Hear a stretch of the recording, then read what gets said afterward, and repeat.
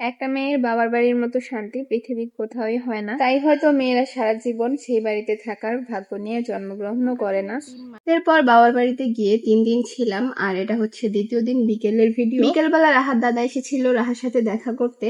আর আমার শ্বশুর বাড়ি আর বাবার বাড়ির ডিস্টেন্স যেহেতু খুবই কম, মাত্র 5 মিনিট। আর আমার মেয়ে তো সবার চোখের মনি, ওকে ছাড়া কারো ভালোই লাগে না। তো দাদা হচ্ছে 2 দিন ওকে দেখতে না পেয়ে চলে এসেছিল ওর সাথে দেখা করতে। নাস্তা রেখে দাদা নাতনি দুষ্টুমিতেই ব্যস্ত ছিল। আর সন্ধ্যার পরে আমার খালামণি হচ্ছে আমার জন্য চটপটি নিয়ে এসেছিল, আমার কাজিনরা সবাই খেয়ে এসেছে আর আমার জন্য নিয়ে এসেছিল। এই চটপটিটা দেখতে যেমনই লাগুক ভিডিওতে, তবে এই চটপটিটা কিন্তু খেতে অনেক বেশি মজা। বাসায় এনে খাওয়ার থেকে দোকানে বসে খেলে বেশি মজা লাগে, কারণ আঙ্কেল হচ্ছে একদম বোম্বাই মরিচ দিয়ে গরম গরম চটপটিটা সার্ভ করে। তো এর জন্য আসলে খেতে অনেক বেশি মজা লাগে। তারপর একেবারে চলে আসলাম পরের দিন সকালে। আমি এখানে রান্না করা গরুর মাংসকে একটু ভাজা ভাজা করে নিয়েছি। ভিডিওতে কেন জানি একদম কালো কালো দেখাচ্ছে, তবে মাংসটা পুড়ে যায়নি। ভাজা ভাজা করে নিয়েছিলাম রুটি দিয়ে খাওয়ার জন্য। আর ট্রাস্ট মি, এটা খেতে এত বেশি মজা লাগছিল, আপনারা না খেলে বুঝতেই পারবেন না। চাইলে আপনারাও এভাবে বাসা ট্রাই করে দেখতে পারেন। আর আম্মু কয়েক ধরনের সবজি মিক্সড করে রান্না করেছিল, আপনাদের ভাইয়া সেটা দিয়েই খেয়েছে। আর গরম মানেই তো শরবত, আম্মু এখানে কাঁচা আমের শরবত বানিয়েছে। আম কাঁঠালের দিন মানেই হচ্ছে আমের শরবত, কাঁঠাল এসবই। আর আজকে দুপুরে খাওয়ার জন্য আম্মু চিকেন বিরিয়ানি রান্না করেছে। আর বিরিয়ানিটা এত বেশি সুন্দর হয়েছে দেখতে। আর আমার আম্মুর হাতের বিরিয়ানি কিন্তু অনেক বেশি মজা হয়, যেই খায় সেই হচ্ছে প্রশংসা করে। আমি যত জায়গায় বিরিয়ানি খাই না কেন, আমার আম্মুর হাতের বিরিয়ানি থেকে বেশি ভালো আমার কোনোটাই লাগে না। আর আমি নিজে রান্না করলেও আম্মুর মতো টেস্ট কিংবা কালার কোনোটাই কেন জানি আনতে পারি না। আসলে কিছু কিছু খাবার থাকে এমন যে এক একজনের রান্না অনেক বেশি মজা হয়, অন্য কেউ চাইলেও তার মতো করে টেস্ট আনতে পারে না বা তার মতো কালার বা স্বাদ কোনোটাই আনতে পারে না। আমি বিরিয়ানির এই কাঁচা মরিচটা কখনোই ফেলি না, এটা হচ্ছে মাখিয়ে খেতে অনেক বেশি ভালো লাগে।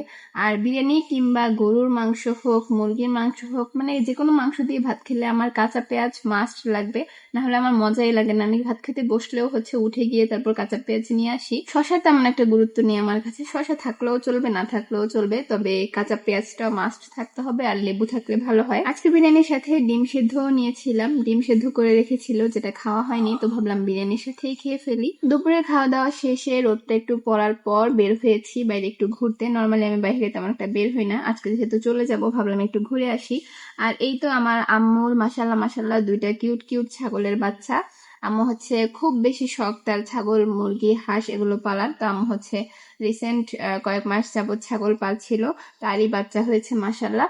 ওরা কিন্তু খুবই কিউট, আর ওদেরকে দেখে সবাই মাশাল্লাহ বলে দিবেন। ওদের নাম হচ্ছে রাজা বাদশা আর রানী, খুবই সুন্দর নাম রেখেছে আম্মু। তারপর হাঁটতে হাঁটতে এখানে দেখলাম গরিবের সূর্যমুখী ফুল, তারপর একটু উঠিয়ে ঘুরিয়ে ঘুরিয়ে ভিডিও করলাম। এই ফুলগুলো জঙ্গলে ঝোপঝাড়ে হলেও এগুলো কিন্তু দেখতে অনেক বেশি সুন্দর লাগে, তবে ফুল ছেঁড়া উচিত না, ফুল হচ্ছে গাছেই সুন্দর। আমি হচ্ছে একটা ছিঁড়েছিলাম। আমার বাবার বাড়িতে আসলে কিন্তু খুব সুন্দর গ্রামীণ পরিবেশ এনজয় করা যায়, আর বাড়ির সামনে দাঁড়ালে এত সুন্দর বাতাস আসে, মন প্রাণ একদম জুড়িয়ে যাবে। আমি খুবই ঘরকুনো স্বভাবের, সারাদিন ঘরে বসে থাকলেও বের হতে ইচ্ছা করে না, তবে যখনই হঠাৎ হঠাৎ একটু বের হই এত বেশি ভালো লাগে, মনে হয় যে প্রায় সময় বের হব, বের হয়ে একটু হাঁটাহাঁটি করব।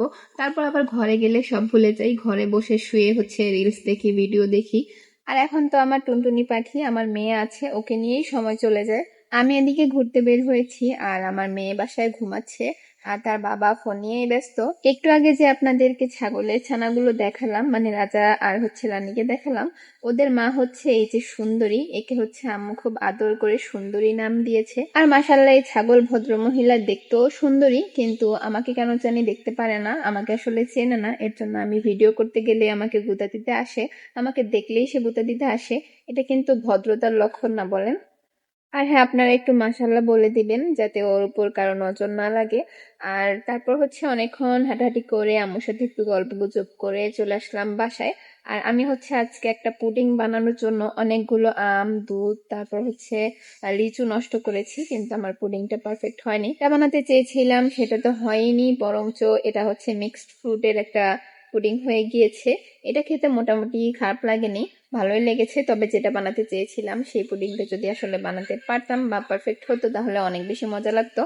আর নেক্সট টাইম যদি বানাই আসলে আপনাদের সাথে শেয়ার করব যে কোন পুডিংটা আমি বানাতে চেয়েছিলাম। এখানে আম্মু সজনে পাতা রোদে দিয়েছে, এগুলো শুকিয়ে তারপর গুঁড়ো করে খাবে, প্লাস হচ্ছে আপনাদের ভাইয়াও নিয়ে যাবে সাথে। তো যাই হোক, এরপর চলে গিয়েছিলাম শ্বশুর বাড়িতে, আর এরপর শ্বশুর বাড়ির ব্লগ শেয়ার করবো আপনাদের সাথে। পর্যন্ত সবাই ভালো থাকবেন, সুস্থ থাকবেন। Thanks for watching. Allah Hafiz.